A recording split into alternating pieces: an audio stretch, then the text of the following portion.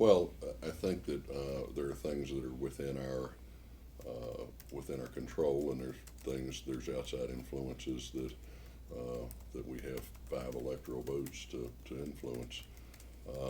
Within our control is to create an environment in West Virginia that is conducive to those industries, to the successful operation of those industries. In my 2 years of leadership in the Senate, we have done more to be supportive of the coal industry, the coal operators, I think, than perhaps in the total history of our legislature. We the first thing we did was repeal Joe Manchin's cap and trade law, and he argues that it's not cap and trade. If you read the bill, it is in fact exactly that. Obama and EPA are certainly doing all they can do to destroy our fossil fuels, in particular our coal industry. So we didn't feel the need to double down.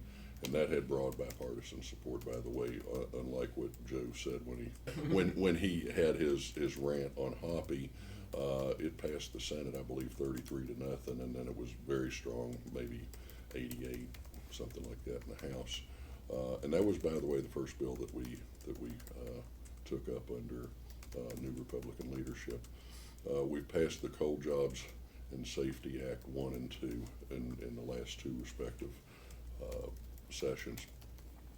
That simply modernized, updated rules for moving equipment underground, et cetera. And what we were trying to do was take the burden off of these operators. If we're placing undue burden on them, that adds expense to them. That puts them that much further out of sync with competitive coal coming out of Pennsylvania and Ohio, and Illinois Basin, other places.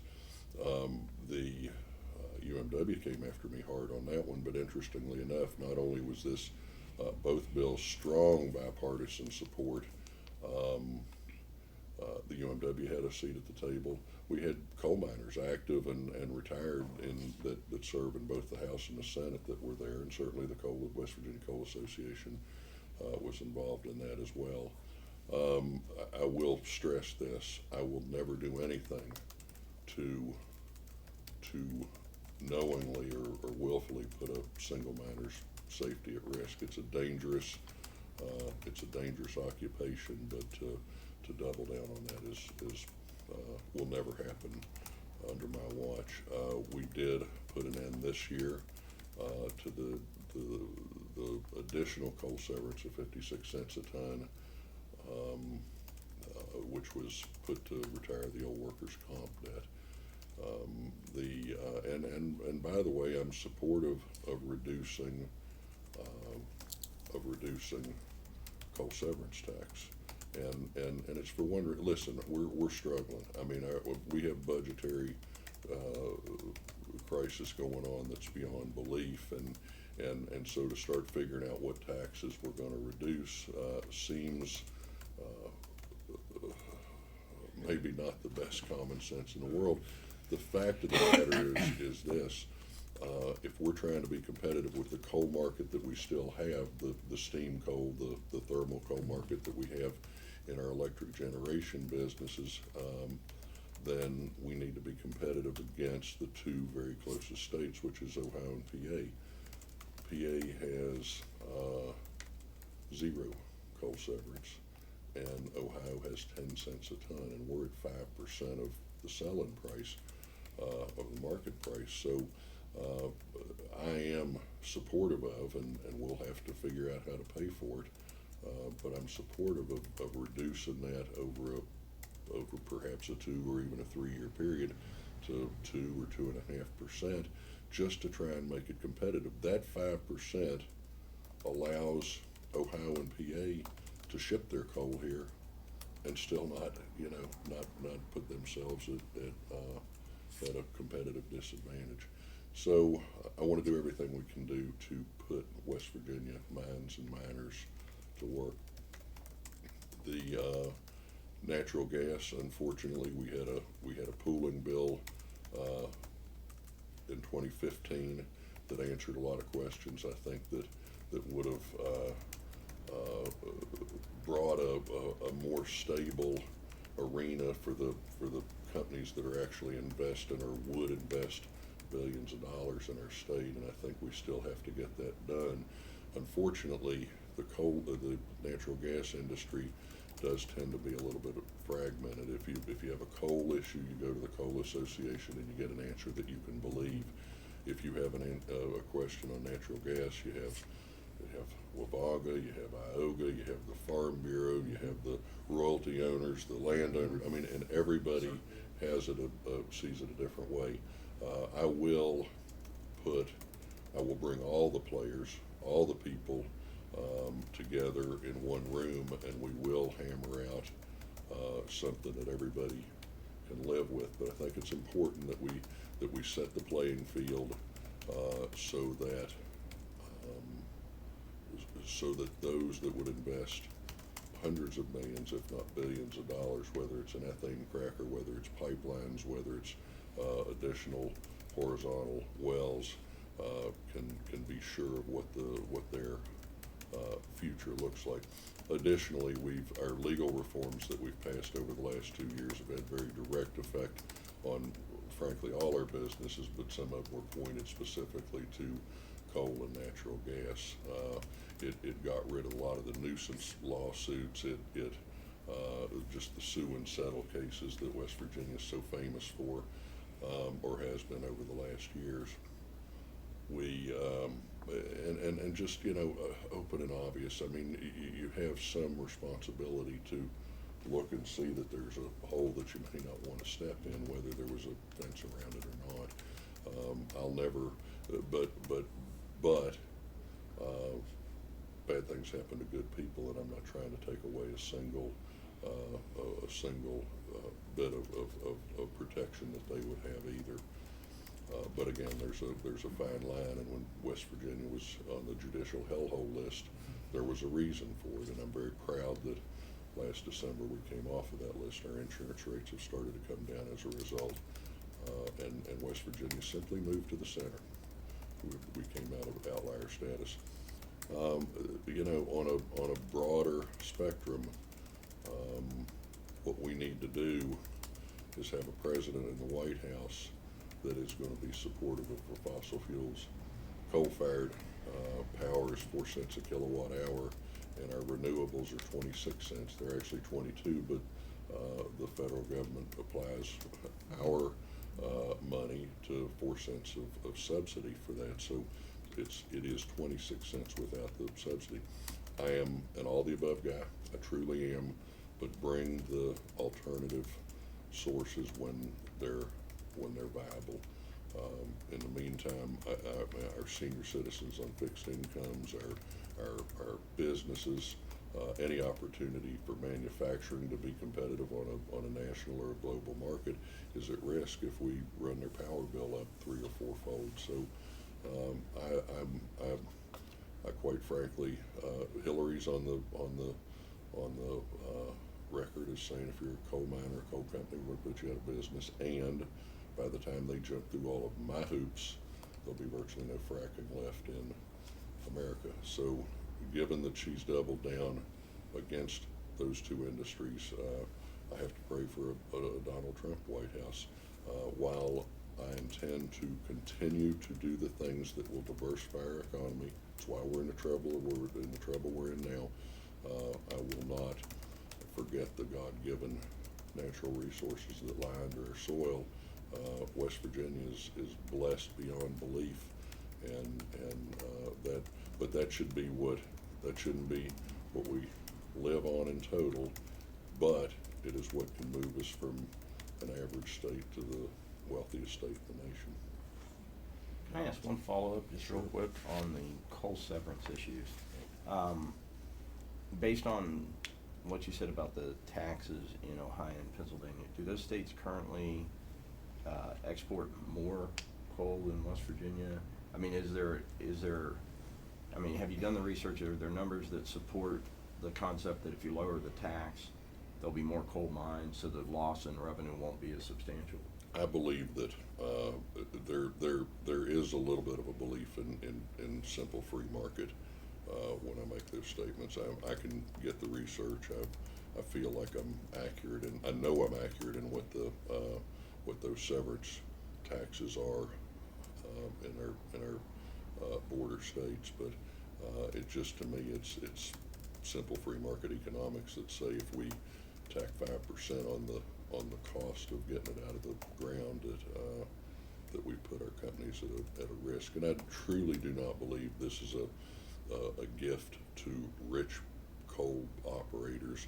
I genuinely believe this is about trying to keep our coal competitive. Now, I would also add this: I intend, if we're successful in that legislation, if we can pay for it, and see, I think we pay for it indirectly. Now, you can't, if you're putting a budget together, it's hard to quantify this, but if we have more coal miners at work, we're mining more West Virginia coal, they're paying income tax, they're paying consumer sales tax. The companies that are mining the coal are paying taxes, and quite frankly, they're paying severance tax.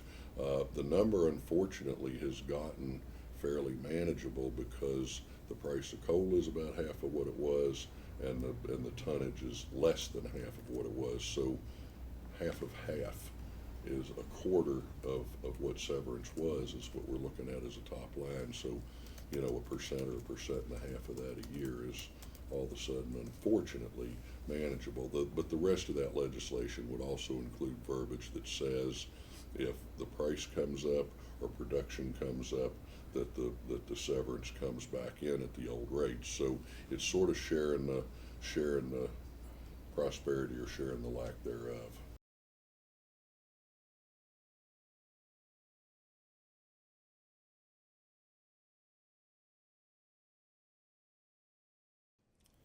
Well, we've been terribly blessed with all of our natural resources. There's no question about that.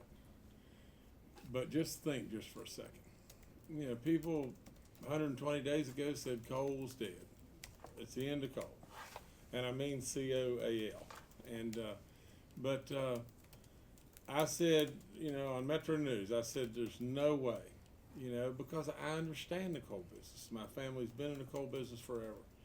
Metallurgical coals today are making an incredible surge to the upside. They have gone up in value in excess of 3 times. Now just think about this just for a second. But you know, if you had a $40 ton of metallurgical coal, the severance tax revenues on $40 is $2.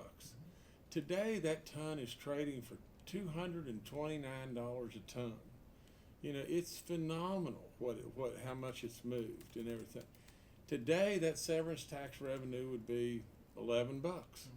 Well, I mean, if you just think about it and everything, it's gone up in value from a standpoint of us in our state 5.5 times. I mean, 1 ton of coal represents really, as far as severance tax values today, what would be 5.5 times the number of miners would produce and everything. So, what's going to happen? You're going to have more miners go to work. Natural gas, you know, just came out of the sky to us and everything. And it provides an unreal opportunity. You know, we have depended on coal for forever, and it's been great, don't get me wrong. And it will have another great day. But from the standpoint of natural gas, we are so blessed, and it gives us the opportunities beyond belief. I think you've got to get value added from the gas, meaning that we have to have crackers in West Virginia. We have to have value added, which gives us the manufacturing components and possibilities from natural gas. We have an opportunity. We have the cheapest gas in the land and everything. You know, I've always been a believer that, you know, if you had a hog confinement building, you put the hog confinement building by the cornfield in the cheapest spot. Well, from the standpoint of natural gas, that's where the crackers need to be. That's where the manufacturing needs to be. The market is within a rock's throw of us and everything. We have so many opportunities in West Virginia with coal and gas. It's off the chart. What's caused a lot of the increase in coal just recently? You know, what do you think's caused that huge surge? I mean, I know steel manufacturing, things like that, but Well, there's Some of there's a the great big component in that China has restricted their amount of coal production. And from that, now China is importing about 35% of their needs. Well, that really is being supplied primarily from Australia. But when Australia comes out of the European market or the Brazilian market or the Indian market, it opens up opportunities for us. And in China, you got to give them real credit. They absolutely, they own the coal mines, that they have. And to make their coal mines profitable, by cutting back on their production, the price went up, and all of a sudden, instead of having to write off or write down their coal operations and everything, now their coal operations are profitable and everything because of the price increase. There's all of that component, and then there's things like, just the general steel production is really, really starting to move. If we in the U.S. really started to build stuff, you would see a surge in the coal business like you can't believe, because there is also the supply component, and there's been, in the bad times of the coal production, there was so much supply that came off the market, and a good bit of it was sterilized where it can't ever come back on the market. And what about up here? Of course, the issue we have is there's a lot of gas sitting, just waiting to move, and we keep hearing delays in these pipelines and things like that. How do we get that moving faster? Well, to be honest and be really fair, there's a lot of inner workings of government that I don't know quite yet, because I'm on the outside. Mm-hmm. But we've got to be able to knock down the barriers, and we have a resource at our fingertips that is so valuable to us, it's off the chart, and we've just got to be able to expedite things to where we can capitalize on the greatness of natural gas.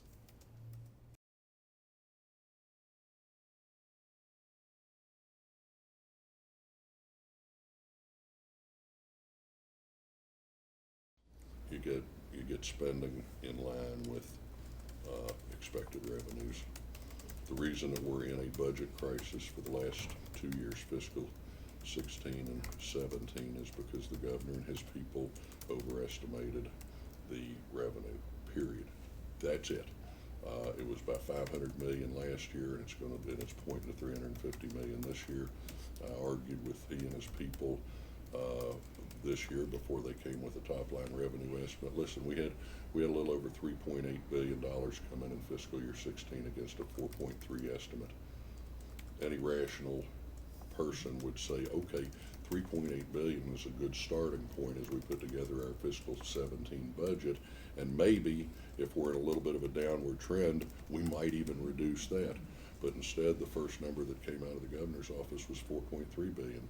We ended up settling at 4.1 billion, and there was a cigarette tax which takes 100 million out of that. So arguably, it's a $4 billion top line, in spite of the fact that the real number is 4.1.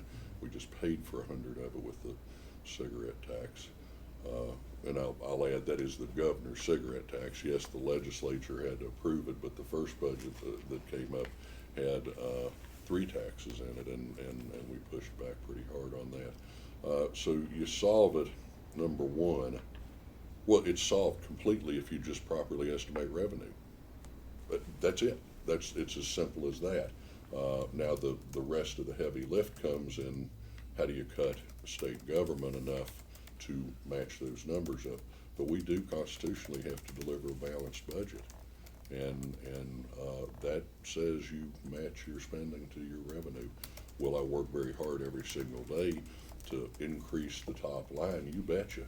I mean, that's our real way out of this is by putting West Virginians to work, by either creating an environment that is conducive to the job creator that already exists here and lets that person expand employment, or bringing in attracting outside business to come in here and invest. The gift could be a resurgence in coal or natural gas. That's the one that we don't have to do anything but collect more money on a monthly basis. But And then as we get into the budget, we have other budget issues. That's the only budget. That's the only one. But I'm gonna take just a minute if I can. Sure, and absolutely. talk through the budget. But the legislature, was, many on the other side of the aisle tried to give us a black eye in the legislature for not being able to deliver a budget. But we didn't have much of a chance on when you have general session, and then historically there's always been a 3-day special session right after to bring the budget together between the House and the Senate. And the reason there is you gotta drop the gavel on the last day to know what bills passed and then what effect they may have on the top line, whether it costs money or makes money. So, and it is historically, the governor has delivered that adjustment letter to the two finance committees on the first day of the 3-day extraordinary session. This time he waited till the third day, and it was 11 o'clock in the morning on the third day, and he delivered the news that we were $92.4 million extra short. So I immediately went to him. I said, we need to extend it. I mean, that was, to me, that's news he had for at least 2 weeks or 4 weeks. He could have delivered it to the respective finance committees and let them have time to work through it and figure out what they're going to do. Or he could have sat on that news for one more day, accepted a balanced budget from the legislature and said, oops, we're missing $92.4 million. We'll call you back into special session and we'll deal with it that way. But he chose to wait till the third day with 13 hours to go. And I went to him, I said, you gotta extend this. And he said, no, if you don't have a plan, I won't do it. We'll call you into special session. So that was politics, fellas. That was a gotcha moment. And I understand it's election year. I'm not mad. I hate to take a lot of abuse for something that truly wasn't our fault. But I've had a good working relationship with the governor, and you know, we got through it. So, but you say, okay, we have a $4 billion budget. It should be very easy to find the $270 million that we were looking for to deliver fiscal year 17. But here it is, just in real quick, easy math. Let's call the budget $4 billion. $2 billion is public ed. Well, everybody says, oh, you can't cut education. We're getting a 46th, 48th place student achievement right this minute. It's hard to argue that we need to cut. We got a lot of work to do there. I'm assuming there's an education question here. But all right, so half of the budget is K-12, public ed. $1 billion of it is the federal matches, the Medicare, Medicaid. You don't walk away from your obligations, number one, or you walk away from 75-25 money coming from the feds. So $1 billion is off. That leaves us $1 billion.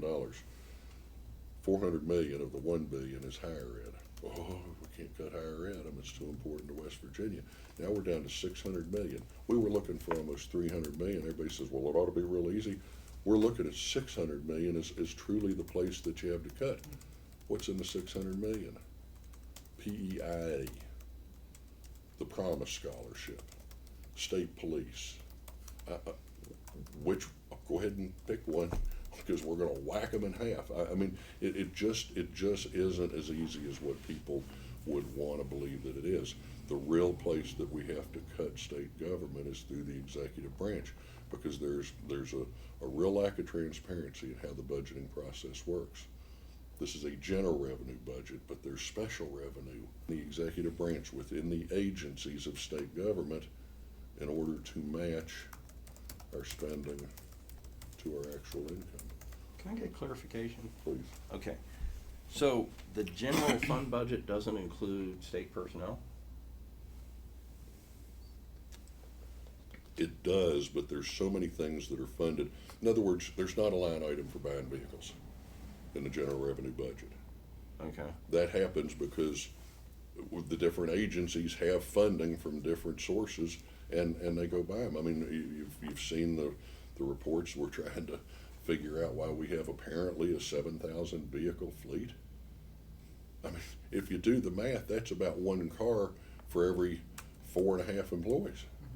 Okay, what is the budget not counting education, because you said 2 billion for education, which is half, okay? Public ed, yeah. So what is the budget for state manpower other than education? Well, I mean, it's all the agencies, it's all the thousands of people that, Does that come Run out state 600 government. million you're talking about though, what's left? no, Okay. no, well, it does some, because there is, when we do across the board cuts, the different state agencies do feel the pinch when we do a 5% or 10% across the board cut. All I'm saying is a great deal of their revenue comes from outside the general revenue budget. So they got funding from different areas, but all I'm saying, look, even if it's transparent, let's say you cut the cost. Let's just say it's if you're looking at highways, you can call it waste, you can call it fraud, you can call it corruption. All the above fit at different places in that agency. But if all of a sudden you manage to cut just by running it better, you don't lose a person, you run it better, all of a sudden the money in their account starts to come up. Now you've identified, you've sort of connected the dots. Now we can repatriate that money, we can skim that money off to bring in this $350 million budget shortfall that we have now. But I'd rather just fund them with the right amount of money to start with, and that's where you that's where you connect the dots on that. That's where you match spending to actual revenue. You know, but you know, and as I look at those programs, I look at state government, we always historically, I say we, I've been in leadership for 2 years. I'm not taking credit for it, but it's still we. I mean, I'm in it now. We measure compliance. Never do we measure results. We fund programs because they've been there forever. They filled out the right amount of reports. They had the right amount of meetings. They did whatever it took to justify being there again. And it didn't zero base. We don't go back to zero and say justify all the money you're getting. They say, well, we got $20 million last year, and well, cost 11, you know, we need $21 million this year, and that's how the process works. I'd rather say justify every dollar you get from zero, and just like we do in business, and justify how much you need then, and let's see what kind of case you make. But if we really measure results, we truly measure results, I think we're going to find a lot of state programs and parts of state agencies that could be real easy to say goodbye to. Cut to the chase, do you think you can trim enough out of the budget, and we'll just leave budget as the entire budget, to offset the shortfall? I am still outside looking in, and until you sit in that seat, you don't know for sure. I can tell you what I know from being the Senate president. I cannot tell you what the perspective is within the executive branch. If it's possible to cut it, to right size, to reform, to reshape, to remold, you betcha that's what we're going to do. But at the end of the day, I said at the beginning, we have a constitutional obligation to balance a budget, and I don't know if you can walk in there in one day or 1 month and find all those savings. So I cannot. The unasked part of your question is, are tax increases on the table? If that's what it takes to get this done, it's the last thing I want to do. I'm a fiscal conservative, but we have an obligation to operate our state government, and I intend to do just that.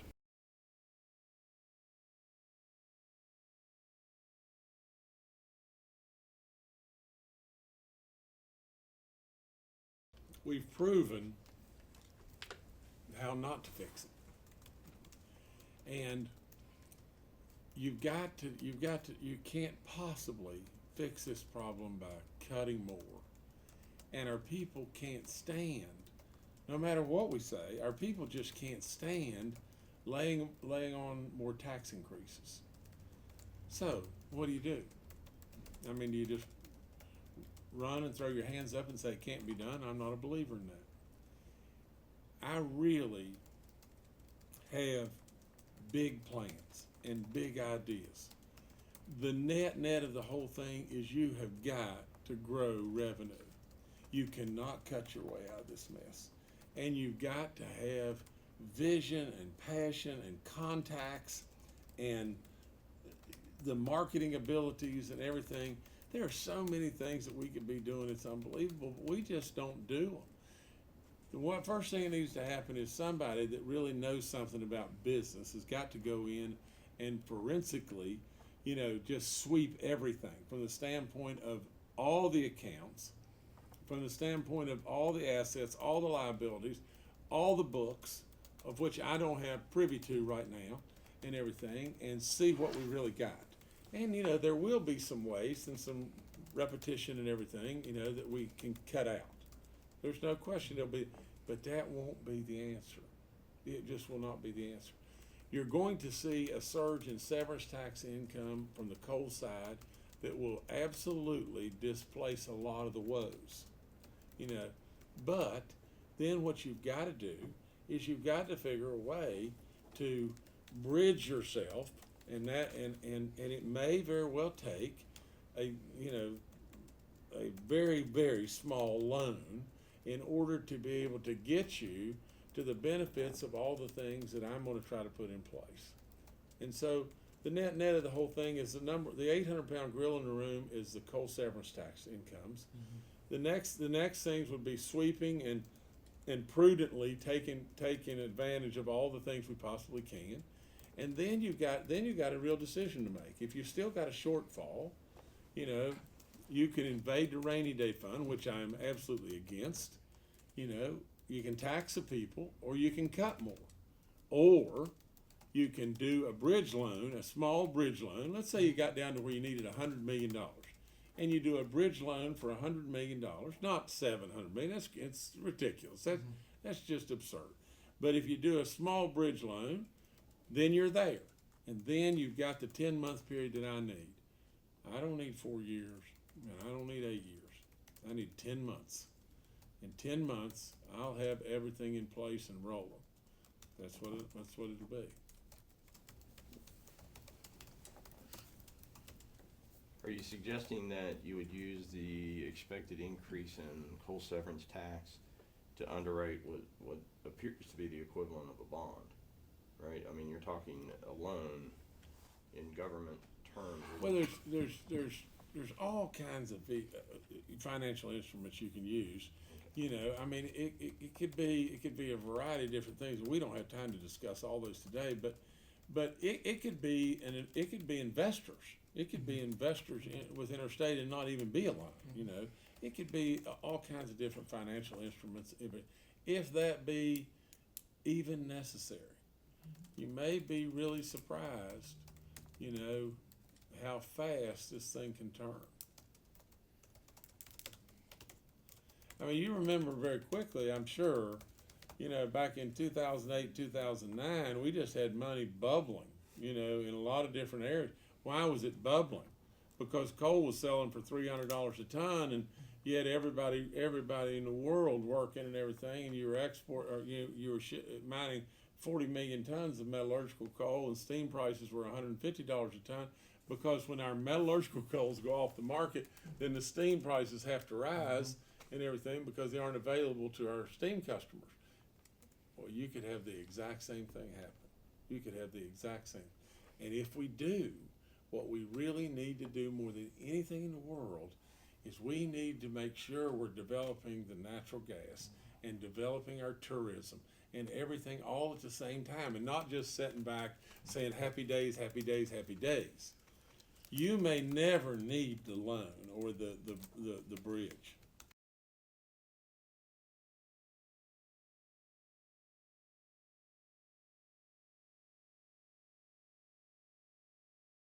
I genuinely believe that my 2 years in leadership in the Senate should demonstrate to anybody that's been paying attention that I am truly about creating an atmosphere that's conducive to job creation.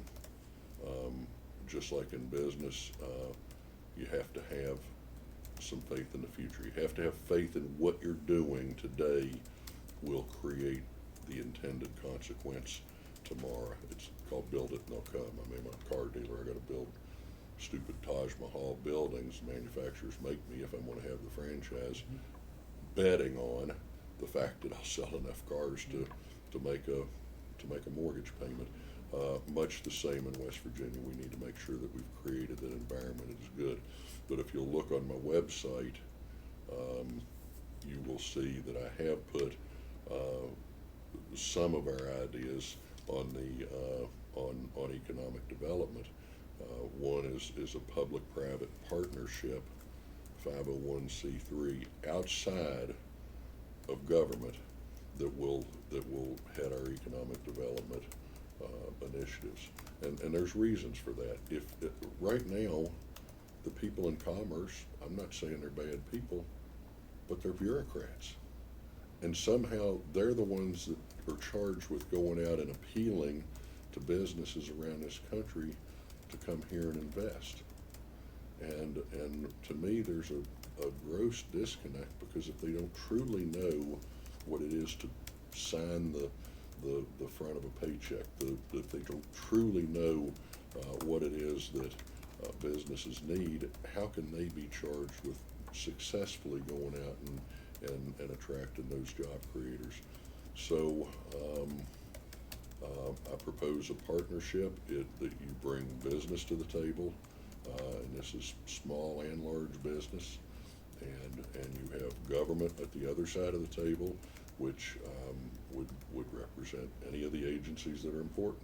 Highways for infrastructure issues, education, DHHR. I mean, you bring those parts of state government together, the governor chairs it, and then the job creators can look at government and saying, hey, you want to make this work, we need to do this. And then it becomes a partnership. But by taking it outside of state government, we take the mandates off of them too. Legislatively, it'll say, well, we can only pay our Commerce Secretary $95,000. Okay. I've always understood you get what you pay for, and if I want the best in the nation at economic development, maybe we've got to pay him more. But this becomes something that industry, that businesses are footing some of the bill for sitting at the table, and all. But it's something as simple as being able to pay the wage that it takes to get the best. But yeah, there's so many mandates that government brings, or in our, as the 50th most regulated state in the nation, and we can just get away from those. I'll tell you what else happens. These people have relationships, who they went to school with, who they were in a fraternity or a sorority with, or who they are in an industry with, and they go to those industry meetings, they sit on other public boards, and they can pick up the phone and call the chairman of IBM or whoever and say, hey, John, we need you. We need you to consider West Virginia. Here are all the things that we've done. Could we have an appointment? And then that's when the governor goes and knocks on somebody's boardroom door that's already open and closes the deal.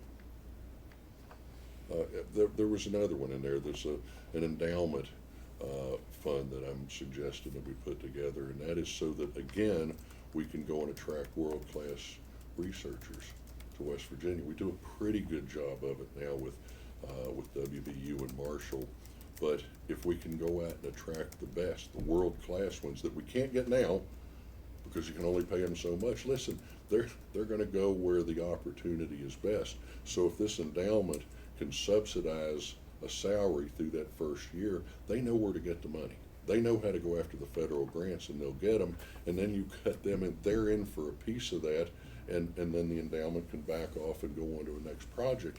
But you bring in world-class research, and guess what? It doesn't all have to go in Morgantown or Huntington.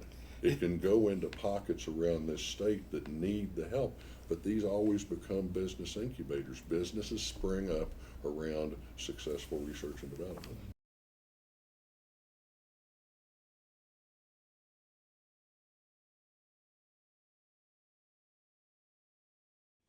Well, that's what I'm all about, and that's what I've done and done and done. And I've got a lot of knowledge in a lot of different areas. People don't know that I'm probably the biggest farmer east of the Mississippi River.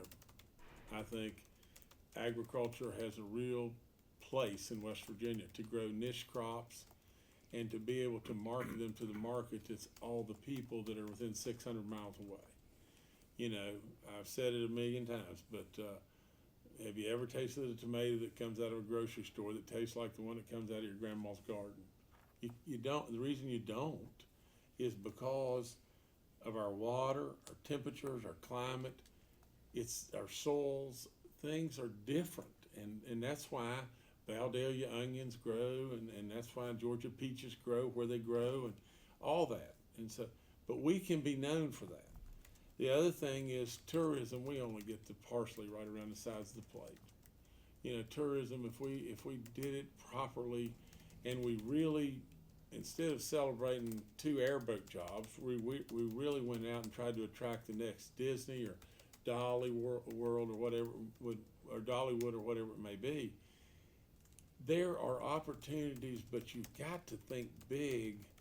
Well, look what we're doing at the Greenbrier. For crying out loud, guys. I mean, we brought the Greenbrier back from the dead, and we're trying to get the U.S. Open there. And now I've got Phil Mickelson there, and he's pushing to try to get the Ryder Cup there, you know, in West Virginia. You know, so we can do really bold and big things with great employment and great revenue numbers in tourism. Our natural resources, whether it be, you know, are primarily going to be driven by coal and gas. But just think about this from the standpoint of timber. And I just came up with this idea just the other day.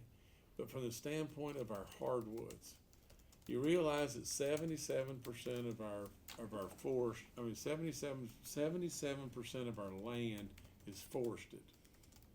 We need to get something for that.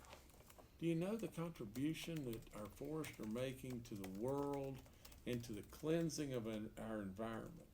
It's unbelievable what our forests do and everything. And so think with me just a second. What if I were to write a federal subsidy bill, and it would say, it's an environmental subsidy. What if I were to say, the only way you qualify is you're 70% or more forested. The next thing would be it would be this, that I want the subsidy to be equivalent to 50% of the wages paid to make a product out of our hardwoods. Now, you say, well, why would our government do that? Well, that's what they do. They do it in sugar, and they do it in cheese, they do it in ethanol, they do it in solar. That's what they do. You know. Now, what would that do? It would bring back the American furniture, flooring, cabinetry business, manufacturing, and it would put it right in our lap. Now think about this, and I don't want to go on and on, but just think. You cut a tree. What do? You cut a tree, you put it on a truck, emissions go up in the air. You haul it to a dry kiln, you put it on another truck, emissions go up in the air. You take it, you put it on a boat, another boat. You know, it goes to Vietnam, back on a truck, back on a boat, back on a truck, back to us, and we buy it. Emissions. Okay? Now, you'd eliminate all that. And do you know that in West Virginia, we only cut a third of our growth? A third of our growth. And so the trees are growing 3 times faster than we're cutting them. And what happens when one dies? It falls on the ground. And then, you know, eventually the carbon that it took up releases back into the atmosphere. You know, in this table right here, the carbon is right in this. It stays right in this. When you dry kill it, it stays right in this. So if we cut some more trees, not more than our growth, we would be cleaning ourselves up. You know, not ourselves in West Virginia, but the world. To me, you know, there's real possibility there.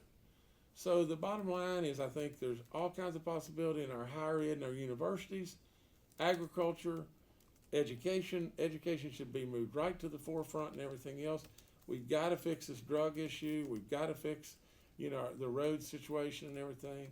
You know, you've got coal and gas that are just going to be trump cards beyond belief. You know, in tourism, I don't know if I mentioned that, but it ought to explode in our state.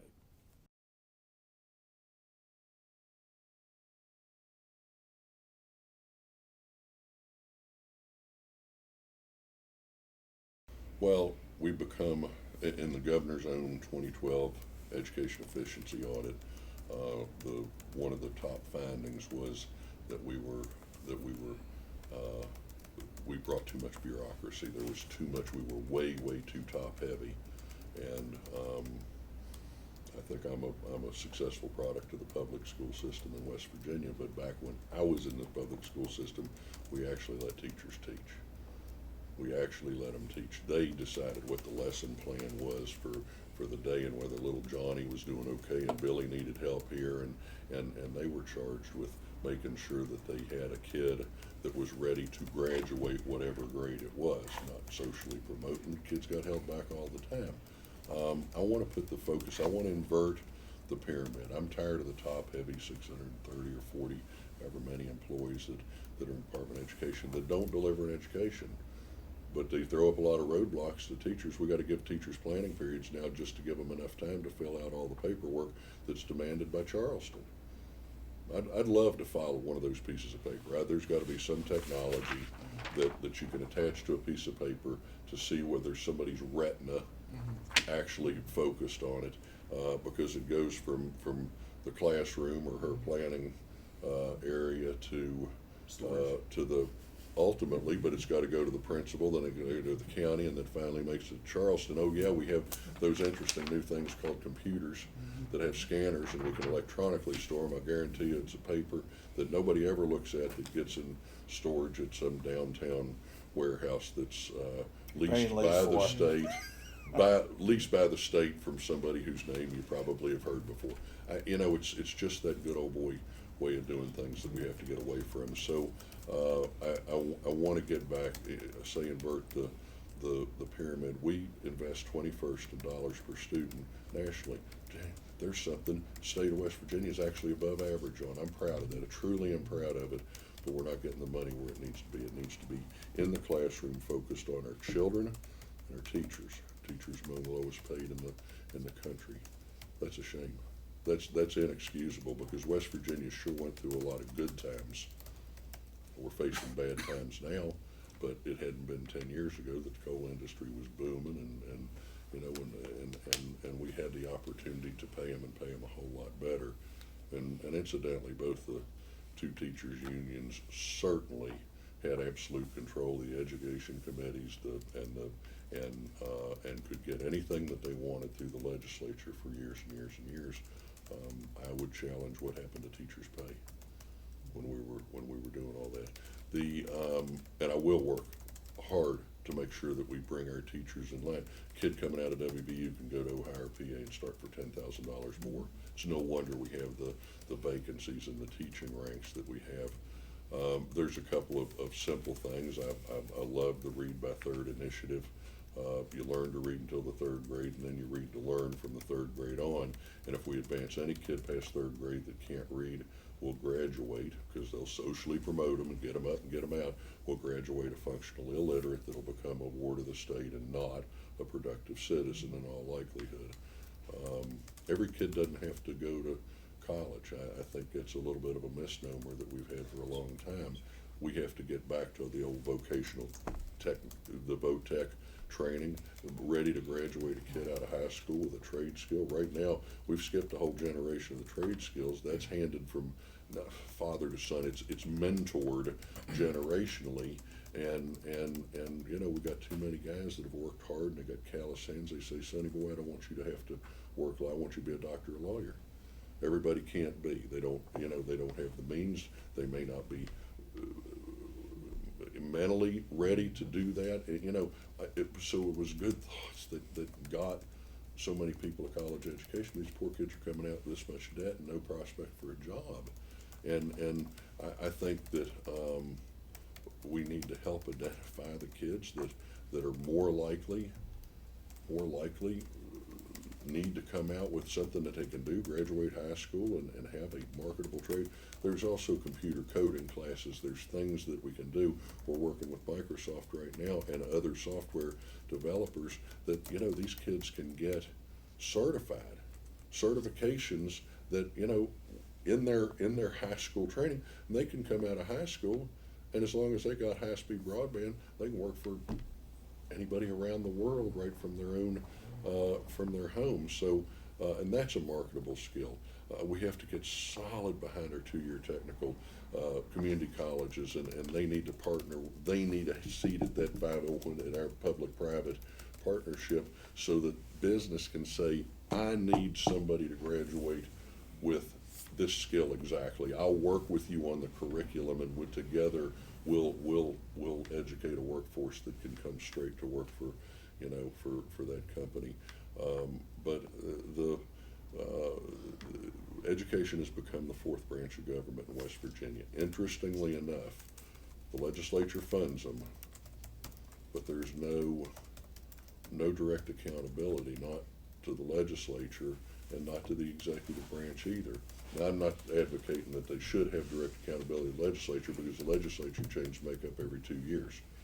And if every 2 years we come up with a new set of rules or demands, we think it's bad now, it'll certainly go downhill. But the governor appoints the board, the school board, to 9-year terms. That's too long for starters. Well, okay, so the people that if I'm the next governor, I got people. If I'm a 2-term governor, I may have people that I didn't have the opportunity to appoint that weren't of a like mindset, and I mean, it is too long.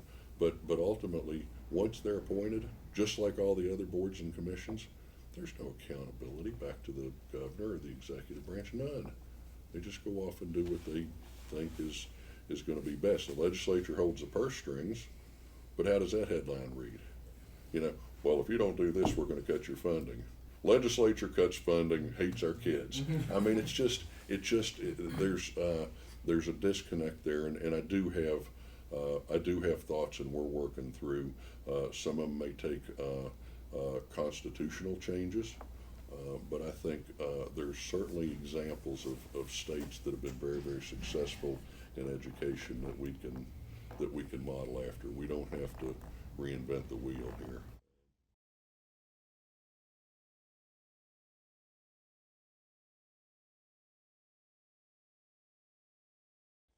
I think it needs top to bottom fixing.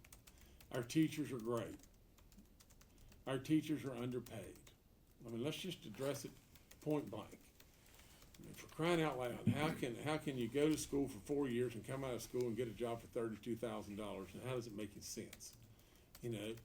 How does it make any sense that 600 classrooms don't even have a teacher in them in West Virginia because we can't hire them? We just can't hire them. They won't take the jobs. Now, if you meet and you listen to the educators, they want to teach, but they're not happy campers. They got too many problems.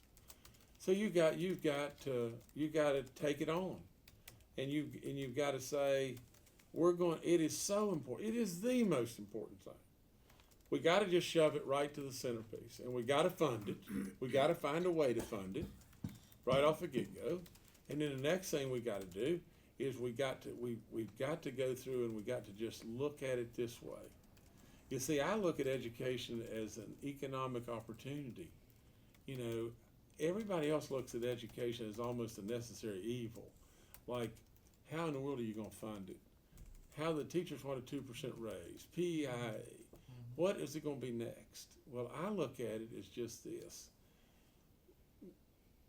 For good or bad, West Virginia, outside of West Virginia, we have somewhat of a negative image that we've got to overcome.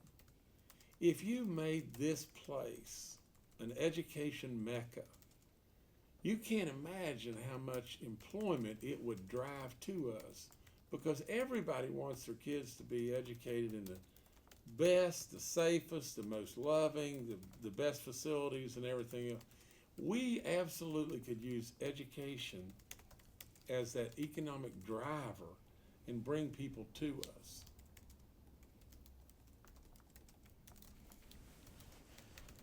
How do we get there with, again, without the money? We're Well, everybody says the same thing. I know. Everybody throws their hands up and says, oh, you can't get there, can't get there, can't get there. The sky's falling and everything else. But the sky's not falling. The sky's not falling. It's just that no one really sits and thinks the way I think. You know, I mean, you just haven't ever had that before. You know, I am a different animal, you know, and I do think on a lot bigger scale.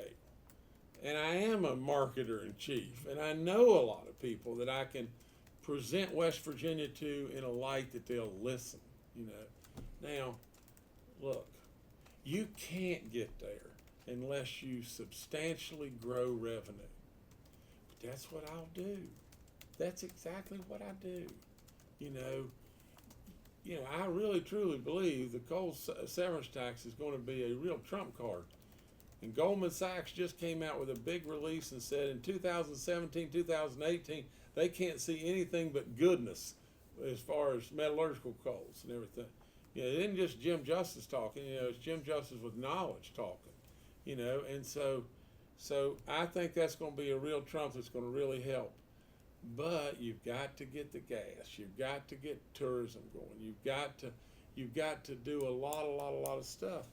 Now, net of the whole thing is if I could bring in $1.5 billion of additional revenue today, you know, than what we've had in the past, well, then you wouldn't have to sit around and say, well, how are we going to get there? How are we going to do this and everything? Game changer. That's right. You said at the beginning of the answer that, you know, it needed, I think swept might have been the term, from top to bottom. I mean, are you suggesting, as others have, that there may be too much hierarchy in the state public education system? It could be. It could be. You could have layers on top of layers that are the same layers. And if that be the case, we need to address that.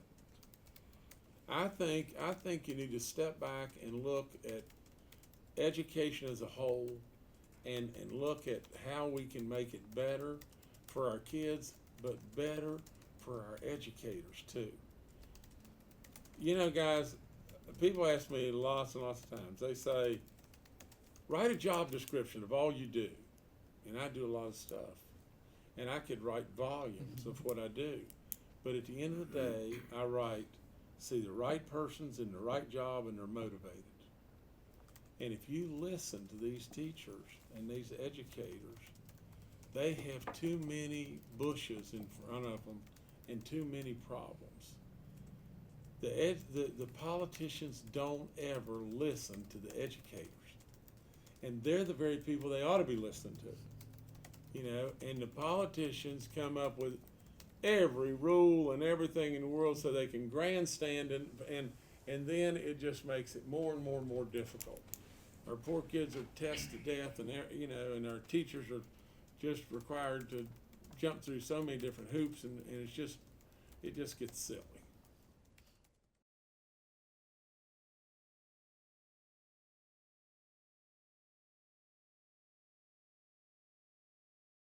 I think there are. I'm not sure about, you know, we have our community colleges that got segmented out, and it seems like virtually every one of them are struggling financially. They obviously don't want to raise their tuition. They feel like, you know, it's a market-driven thing, and they'll drive more people away if they do, and yet they're not paying their own way. As a business, they're failing, I guess would be how you'd look at it.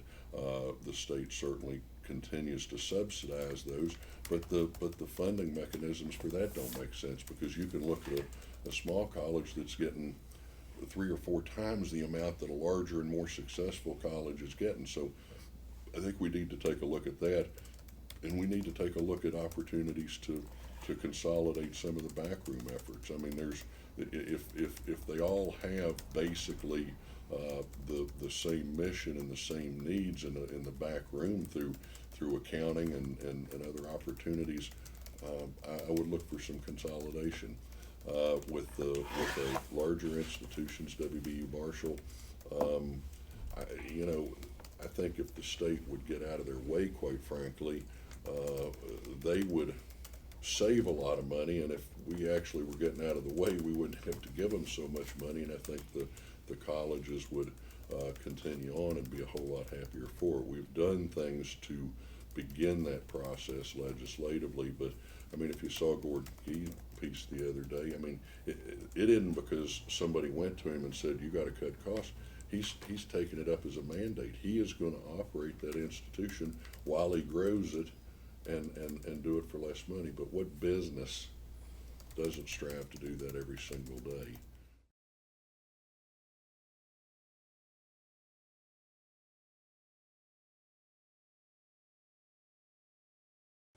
Well, it's the pet peeve of cutting. I mean, anytime we have a problem, that's the first place we go. You know, we're almost forcing the higher ed people to graduate. More numbers. And yet, our kids have so much uncertainty. You know, they don't know about promise, the scholarship. They really don't know if they come out and they get a degree, where they're going to go, where they're going to get a job. You know, if they have, and you know, kids have so many issues today, it's unbelievable. You know, with all the stuff that's available to all of us today, it's a different world than when I went to school. But so many distractions that kids need assistance and counseling and lots of different things, that all of a sudden these cuts, the universities don't, and the colleges, they just don't have the monies to do that. You know, I think we ought to utilize our technological centers, you know, or advanced technological centers to, because there's so many kids that really and truly they don't need to be going, or they don't, it's not necessarily a need, but they maybe that's not the best choice for them as a traditional 4-year college degree. Maybe the best choice is something that they have a real passion for, you know, whether it be electricity or computers or welding or whatever it may be, you know. And so there's all kinds of fixes there, but again, it gets right back to the same thing. You know, we continue to just whack on, you know, higher ed all the time, and our universities are our resource. I mean, we need, you know, I've had the great opportunity to be a lot of different places with, you know, different universities within the state, but and our two great universities, our biggest universities are Marshall and WVU, and what economic engines they already are. But if we could just turn them loose, I think the economic impact of our universities in the state or our colleges are $2.7 billion, and West Virginia is $1.4 billion of that. You know, and Marshall's about 400 million of that. You know, well, just think of what kind of economic drivers they would be if we just step back, listen to their problems, got out of their way, and let them assist us and drive us. You know, it goes back to the same thing. If you don't have any vision, you don't have any creativity, you don't listen to the people that can really help you, you know, what do you end up getting? You get in a box to where you can't afford anything.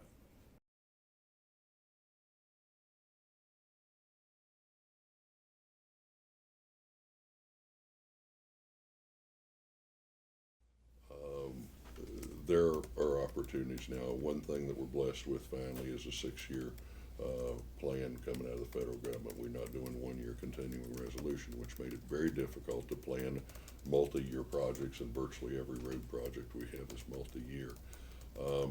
We do have opportunities, and I've talked to the bond people with Garvey bonds. It's a way that the executive branch can borrow ahead. Anytime you have a bond, you got to have a way to pay it back. Well, the way to pay it back is the money that's coming in the future from the federal government, but we can get the money today at the cost of only interest. So I see that as an option. There are other things that will provide us money that we can reinvest in. You know, these become investment in our infrastructure actually become a government jobs program, and I'm never the guy that say it's government's responsibility to create jobs. I think that's a bad thing But this is a good job, and this is an opportunity to put our people back to work too. I want to connect the dots in that somebody that is sitting at home and not working has an opportunity to come up and work now and be a part of a construction crew, a road crew. And yes, there's entry-level jobs. Turning the sign on the road's entry-level. Using a shovel is entry-level, and we can train those people up through the ranks into equipment operators and everything else. But I want to provide the incentive needs to be it's a good paying job. But if we're paying to have them stay home right now and but we can give them a $15 an hour, $20 an hour job, I think it's a phenomenal investment. I want to figure out ways too, as we invest in our infrastructure, that we favor West Virginia companies, or at very least companies that will employ West Virginians. I don't want to let this one get away from us, but we farm out all kinds of things, the guardrail replacement and signs, and if you look at the license plate on it's always from out of state. If we have a steadier flow of work, investment in our infrastructure, we'll encourage those people to be in-state businesses. But you know, again, everything's cart and horse. It all falls back to putting people to work, creating the money through our budget that allows for that additional investment in infrastructure. So, but we don't have the luxury. We're going to have a bunch of balls in the air. We can't just pick one problem and go fix it. We got them all. So you say, well, in order to attract business here, they got to have certain infrastructure requirements. Well, okay, but we got to do both at the same time. So, I mean, whether it's issues in our education system or drug problems or anything else. So, but there's other methods too that we can find the money to invest in infrastructure, and we will, because it's incredibly important if we're gonna move our state forward.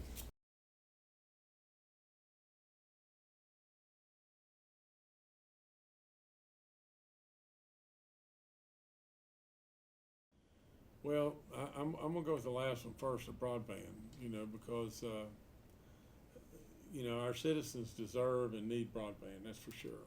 And you need last mile rather than just middle mile. You need high-speed connectivity. That's the buzzwords and everything. But it drives business. It aids our seniors. It just does so many things for us. It's unbelievable. Now, as far as all the infrastructures and everything else, it's all going to come back to the same thing. It always comes back to the same thing, and that is, where's the money? Where's the money? Where's the money? Well, I've said many, many times, you've got to drive revenue. You've got to drive job opportunities here and everything.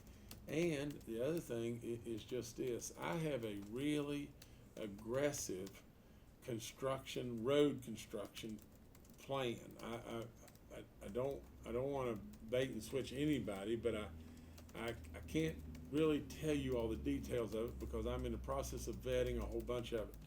But I really believe, if elected and everything, on the very day of the inauguration, in the speech, I would tell you how we're going to develop a very aggressive road building program.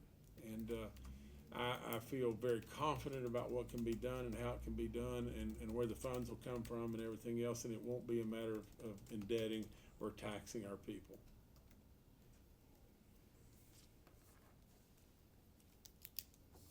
What about water and sewer lines? Does it concern you that, you know, a good portion of rural West Virginia still does not have, you know, access to water other than well sites and such?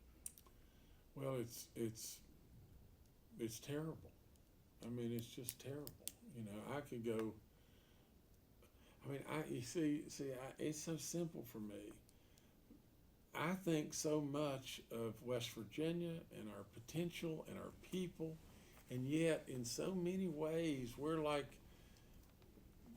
a third world country. I mean, you know, it's unfathomable that you have people that don't even have drinking water in West Virginia, and you know, and the sewage conditions are terrible, and it just goes on and on. But we have done things within our state, years and years ago, we let our timber escape us, then we let our coal escape us, and now we're going to let gas escape us in ways if we don't take advantage of the opportunities that we have right at our fingertips and welcome the growth of a gas industry, and so but at the end of the day, listen, my grandparents, every time I ever visited my grandparents, I never had indoor plumbing on my mom's side. And my dad was an only child who grew up in a little company-owned coal camp house. I've been there and I've seen it, and so there's lots that we got to do. It's not acceptable to me that we have people with very poor sewer conditions, or we have people not being able to have clean water.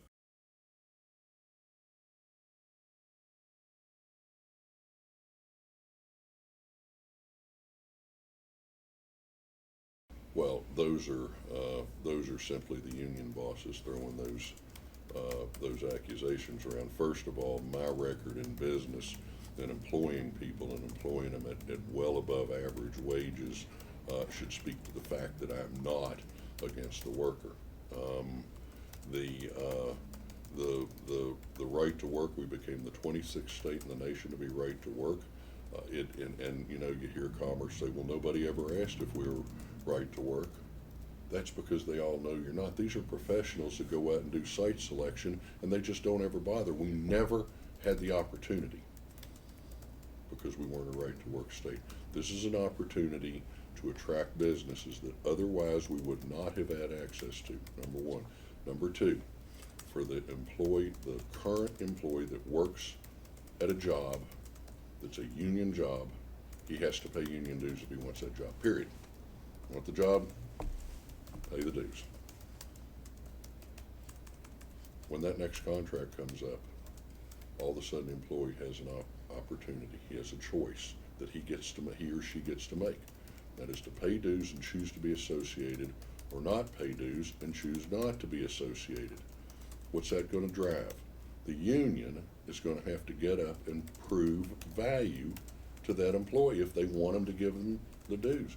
Just like belonging to the country club, the Elks, the Moose, or any other club where you pay dues, the union's going to have to go to work and provide value. And quite frankly, I'm not against a union. I hope they do a good job. I hope they keep people employed. Or as members of their union. But they're going to have to deliver now. To me, at the end of the day, the worker will win in this. Now, obviously, the workers are all ginned up, and because union bosses are. But I'll tell you what, we talk about prevailing wage. It may not be a 100% direct connection. I guarantee you there is connection to it. We have a construction boom going on in West Virginia right this minute. West Virginia's rate of construction unemployment is falling faster than any state in the nation right this minute. And I attribute some of that to the removal of state prevailing wage law. Oh my goodness, we're going to let the free market reign. The very same free market that built the greatest country that the world's ever seen. We're going to take a chance and trust the free market to set a wage rather than pencil whipping it downstairs in the Department of Labor. But the loser in this case has not been the worker. The worker's still getting paid. He's getting paid a market rate. And I talked about the trade skills being hard to find enough qualified people. I'll guarantee you the construction continues to run at the rate it is, and all of a sudden the demand is going to be for qualified, ready-to-go workers, and the wage is going to go up. Watch and see what happens. The worker will win in this. It was the overrides. It was within state prevailing wage that went straight to the unions, and that's where the effect's being felt. The affiliated building contract, ABC, West Virginia ABC, Brian Hoylman estimated that getting rid of prevailing wage saved the state of West Virginia, the taxpayers of West Virginia, $11 million a month in the first 2 months it went into play. He's written articles on it. You can see what his methodology is, but it's $22 million first 2 months. Now, while that may be an easy comparison to make now, because you could have a job that was bid under prevailing wage, and then all of a sudden the law is going to go away, so it gets rebid without it. You only have a short window where you can compare those two. Otherwise, there's no reason to get the quote both ways. But I'll tell you something we've seen, even at the Capitol with some of the jobs that we've done, all of a sudden you have people bidding that never bid before. And it's dropping the price dramatically. I mean, jobs that we had bid while we still had the law are coming in at 60%.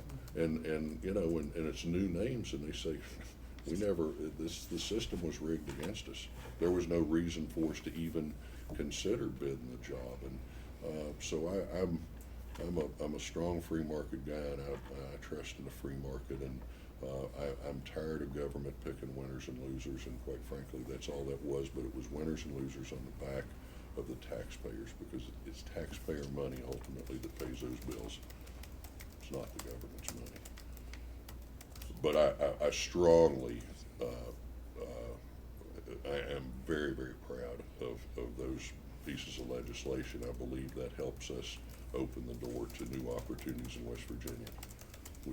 We lack economic diversity. There's nobody that'll argue that. We depended solely on the coal business. The coal business gets killed, and we're in trouble, go figure.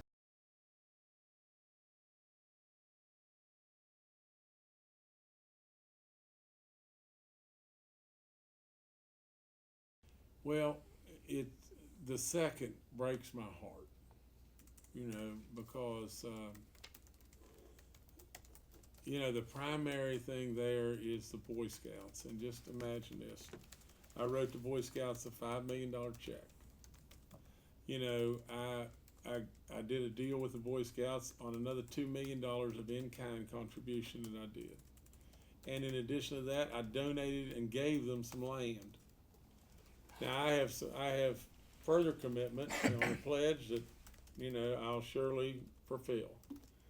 But there isn't any way that there's a living human being in West Virginia that has given more than I've given. And that's what I do. You know, and you know what I want to do? I don't want a pat on the back for doing that. All I really want to do is be able to give more. That's what we should do. You know, I've done it and done it and done it. And for someone to have the audacity to criticize me for that, it is terrible. It's just plain terrible. Now, on the other hand, the taxes. Just imagine this. In the last 4 years of my business life, you know, I have paid $70.7 million a year in taxes. Now, through that, you develop all kinds of situations. You know, you have situations where you have a dispute, or you're arguing about something, you know, or you think you've been overassessed or whatever. But at the end of the day, it is a monstrous number of the taxes that we pay all the time. And whether anyone may say whatever they want to say, every obligation that I've ever had is fulfilled. Now, another thing you've got to know is just this. I'll promise you that every single one of those tax obligations is coming from a company that I acquired that was failing. And if that company had completely failed, not only would there be some of those an amount of tax, but it would be a multiple of 10 times, 20 times, whatever it may be, that of taxes and obligations that they had that would have just, somebody would have had to have eaten, that I paid. Now, to beat on me for standing up for the people, trying to keep them employed, there's nobody that's going to make me feel bad about that, because I have kept people working. Imagine this. I think there was 42 coal companies that declared bankruptcy. 42. Well, I mean, that's an easy way out, wasn't it? You know? I mean, Their vendors got stiffed, their stockholders got stiffed, everybody just got holding the bag. The banks, my goodness, the banks wrote off hundreds, if not billions and billions of dollars. Did that happen with Jim Justice? It didn't, did it? And I just kept digging, and I just kept digging, and there's always going to be something that may be a little late or whatever like that, but I pay it. And I pay it no matter really and truly, you know, if it's fair or unfair. But for people to criticize me about that, that's hard to handle, but it's nowhere close to as hard to handle as the charitable giving.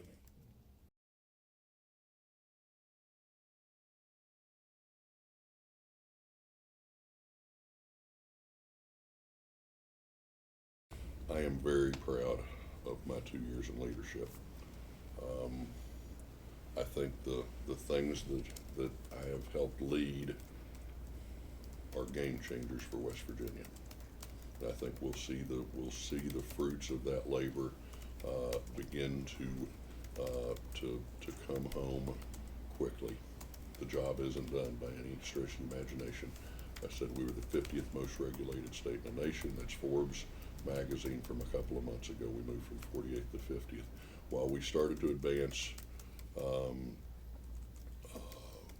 regulatory reforms legislatively, it takes a governor with the right mindset, the right skill set, the right amount of courage and grit and determination to get state government out of the way, or to begin to partner them with businesses rather than being an impediment to our job creators. The differences between Jim Justice and myself, I think, are crystal clear. He has said in both debates that I'm in this for Bill Cole. I'm in it for me. Nothing could be further from the truth. It has to turn my back basically on my own businesses for the last couple of years has had a telling effect. It truly has. I'm blessed to have a great general management team. I'm blessed to have two of my sons involved in my businesses, but it's tough, and the personal sacrifices that I've made, the personal attacks, the everything that goes along with it. And yet I got my hand up in the air saying, please elect me as your next governor. Here's the difference. We both claim to be businessmen. We are. Both claim to be job creators. We are. But I'm not in it for myself. I've done less than $1,000 worth of business with the state of West Virginia in my 16 years of being a car dealer. And remember, apparently they got 7,000 cars. Now, I think in fairness, that includes end loaders and dump trucks and things like that. So it might just be wheeled vehicles, or but many thousands of per cars. I've never sold or leased a car to the state of West Virginia, ever. Jim says he's in it for the right reasons. Having said that, he's gotten almost $10 million. Well, it's $9.3 million from the taxpayers of West Virginia to support his golf tournament. He got a $10 million tax credit to build the sports facility that he touts bringing in the New Orleans Saints. Well, you know, that's a pretty cool thing to have the Saints come in. What happens? We have a few tourists come in. That's kind of nice. It's nice for the local economy up there for a week. But for the privilege of that, for the privilege of Jim filling his hotel and selling food and selling rounds on a golf course, taxpayers gave $10 million for that. There's a $25 million tax credit embedded in that same piece of legislation if he ever decides to build the medical facility. The only obligation he has is to employ 125 people, and he can qualify for $25 million. You might ask how that law got on the books. Well, I'll tell you how it got on the books. It got on the books the last day of session, the last day the Democrats were in charge of both houses of the legislature. It was an 11th hour bill behind the magic curtain. Larry Puccio ran and pushed it through, and incidentally, I didn't vote on it. I do own a piece of property at the Greenbrier. I love the Greenbrier. I love what it does for our state, the image that it portrays of our state as a gem of West Virginia. I fully support. He says he saved the Greenbrier. He paid a $2.8 million breakup fee to Marriott to save the Greenbrier. So the Greenbrier was already saved. It was already sold. But he bought it for $21 million. The taxpayers, it would appear, can give him $45 million, the richest man in the state. Taxpayers will pay for the Greenbrier twice over for him. Jim's in it for himself. He's made it clear that he's going to run his basketball teams, the boys and the girls basketball team. He's made it clear that he has 102 businesses. He's a micromanager. He's not letting go of those businesses. I don't care if he brought his daughter into because she has an interest in hospitality. It's interesting. She went to medical school, but he'll be a part-time governor. West Virginia has full-time problems that require full-time solutions. It requires a governor that is going to be full-time, not in name only, but actually there and doing it. I think my 2 years in leadership in the Senate will demonstrate that I am committed to this. I want it for the right reasons. I can give a 5-minute talk, or I can give a 2-hour talk and never refer to a note. When I circle back, when I finally group it all together, it boils down to basically one thing. I want to do everything that we have to do in order to create an environment that allows our kids to stay home and build their families and guarantee the future generations of West Virginia and West Virginians remain in West Virginia. Only state in the nation losing population is because we send our kids away to find their fame and fortune. That's got to stop. It's also causing us to become the oldest state in the nation, which isn't sustainable either, any more so than having 48% workforce participation is sustainable. We can't, an older population costs more. They have health issues. You know, we need a way to pay for them because we certainly owe it to our seniors to make sure that they have a good quality of life, and you know that we do the things to allow them to stay home as long as they possibly can, to make sure that they have activities, things to keep them having a reason to get up and move every day. We can do that and everything else that we need to do, but we can do it only if we put people to work in this state. So to me, jobs, jobs, jobs. If Jim says it, it's platitudes, it's slogan. He has no plan. Go ahead, drill down, see if he's got a plan on anything. I've debated with him twice and I've been on the stage with him. I have yet to hear a true plan. He has big ideas, I'll give him that. But Dollywood, if Dollywood was going to be here, Dollywood would already be here because a businessman would have said, hey, that's a great investment, I'm going to do it. By the way, last I checked, Dollywood and places like that hire kids at very low wages, and it's part-time employment because it's a seasonal business. So that ain't going to bring the high-paying jobs. But listen, I'd love it. I hope Dollywood comes. I don't believe it's going to be the answer to our woes. I want to be that full-time governor. I am the guy that's in it 100% for the right reasons, and I can tell you this, I will deliver because I'm not afraid to do the tough things. We passed right to work in an election year, and that was the first pushback I got. And my simple statement to my members was this: if doing the tough things in an election year gets you unelected, why would you want to serve? And really, by the way, do you think the voters are so stupid that they can't remember back 2 years? It isn't just what happened in an election year. The only campaign promise that I've made, and I can make it 20 more days without adding another one at this point, is that I will, if it is right for West Virginia or West Virginians, no matter how heavy the lift, I'll do it, and I'll do it now, and I'll do it with total disregard for how it polls or how it might affect a possible second term. I'll do it because it's the right thing.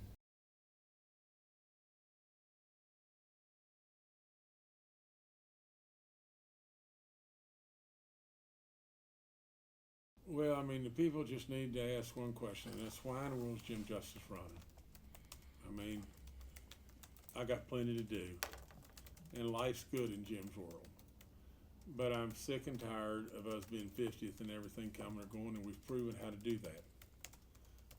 Just look at the last session of the legislature where we toasted away $600,000 of taxpayers' money when Bill Cole was in the leadership of the House and the Senate. Now, if he can't get his own party to agree, then how in the world can we possibly say that he has leadership qualities? On top of that, it takes somebody that has real contacts and vision and creativity to do something in this state. Look at Bill Cole. Look at him and be fair. Bill Cole wants to be king. Bill Cole wants to be your governor for Bill Cole. I want to be your governor for the people. I absolutely do not need to be the governor, nor do I want anything for me. Nothing. Nothing. Now, I got a lot of experience. You know, I'm in agriculture and medicine and education and tourism and business and all the natural resources, coal, oil, gas, timber. You know, I've done a lot of stuff. And through that, you get a lot of hard knocks and you learn a lot of stuff. I've got a lot of contacts. I know a lot of people. I know how to get us out of this mess. Bill Cole, no matter how hard he would ever try in his life, it is impossible for him to get us out of this. He can't possibly do it. The car dealer, I mean, he absolutely can't possibly do this. Now, it's going to be a decision for a lot of people to make. And I hope they make the right decision. And we have a real opportunity. The last thing I would tell you is just this, and this is really profound. But if we in this state elect another politician, we've proven how to be dead last. We know how to be dead last. And not only do I say all the people and myself, if we continue to do that, every last one of us will die 50th.